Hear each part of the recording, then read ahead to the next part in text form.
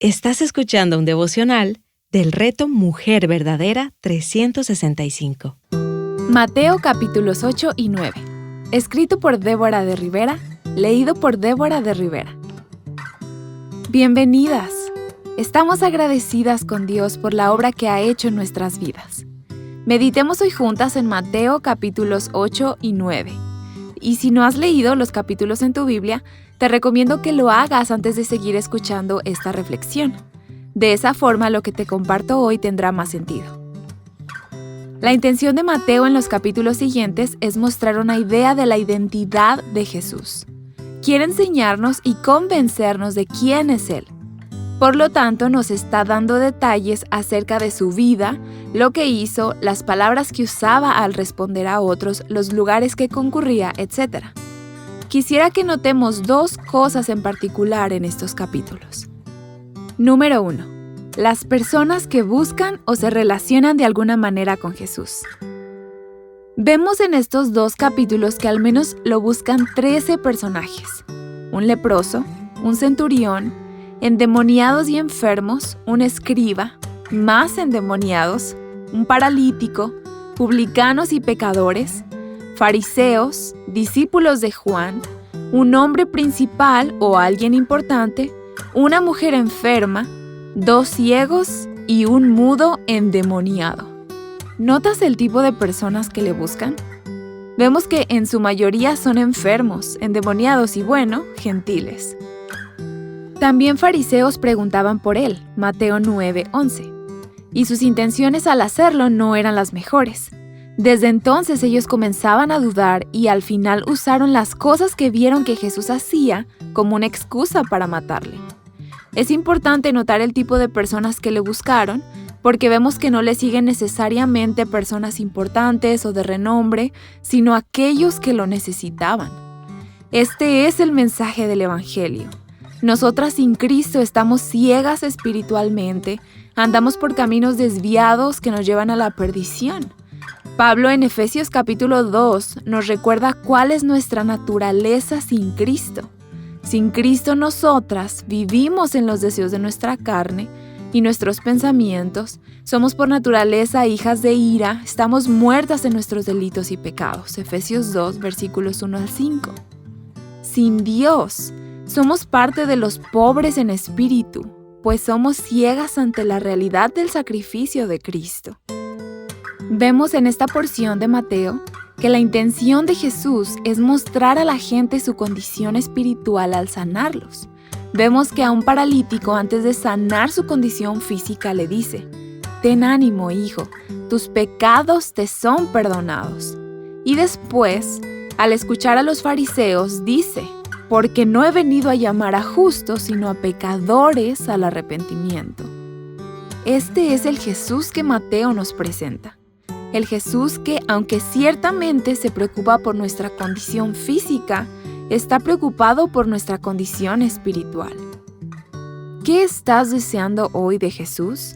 ¿Sanidad física o espiritual? Recuerda lo que meditamos ayer. Mas buscad primeramente el reino de Dios y su justicia, y todas estas cosas os serán añadidas. Mateo 6:33. Estas personas buscaban a Jesús porque reconocían quién era Él. ¿Reconoces tú quién es Jesús? ¿Reconoces quién eres tú delante de Él? Número 2. La autoridad de Jesús. Este segundo punto es importante pensando también en lo que acabamos de ver, pues vemos que Jesús tiene autoridad. Te invito a tener tu Biblia abierta y algo en lo que puedas anotar para que después puedas revisar las siguientes citas. Jesús tiene autoridad sobre la enfermedad. Mateo capítulo 8 versículo 3, versículo 13, versículo 15, capítulo 9 versículo 22 y versículo 30. Jesús también tiene autoridad sobre la naturaleza. Mateo 8, versículo 26. Jesús tiene autoridad sobre potestades y aún éstas reconocen su autoridad. Mateo capítulo 8, versículo 29, versículo 32 y capítulo 9, versículo 33. Jesús tiene autoridad sobre el pecado. Mateo capítulo 9, versículo 6. Y por último, Jesús tiene autoridad sobre la muerte. Mateo capítulo 9, versículo 24. Reconocer la autoridad de Jesús es algo sumamente importante. Cuando entendemos y conocemos su poder y autoridad, realmente nuestra forma de vivir el día a día es transformada. Ya no vivimos en nuestras fuerzas queriendo controlar cada detalle, pues sabemos que Dios reina y que todo cuanto Él quiere lo hace. Esto nos prepara para el capítulo 16, versículos 13 al 15, que dice: cuando Jesús llegó a la región de Cesarea de Filipo, preguntó a sus discípulos: ¿quién dicen los hombres que es el Hijo del Hombre? Y ellos respondieron: unos Juan el Bautista y otros Elías, pero otros Jeremías o alguno de los profetas. ¿Y ustedes quién dicen que soy yo?, les preguntó Jesús.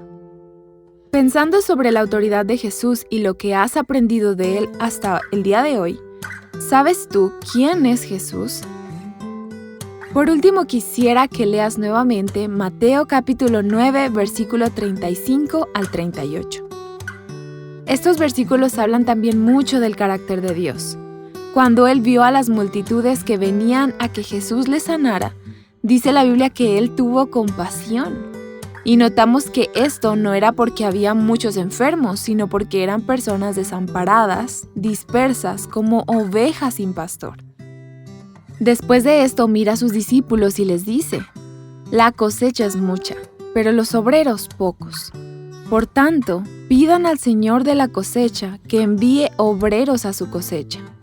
Hermana, ¿estás siendo intencional en ser obrera o en orar para que más obreros sean enviados a la mies? Pidamos al Señor ese corazón compasivo por los perdidos. Para más recursos como este, visita nuestra página web avivanuestroscorazones.com.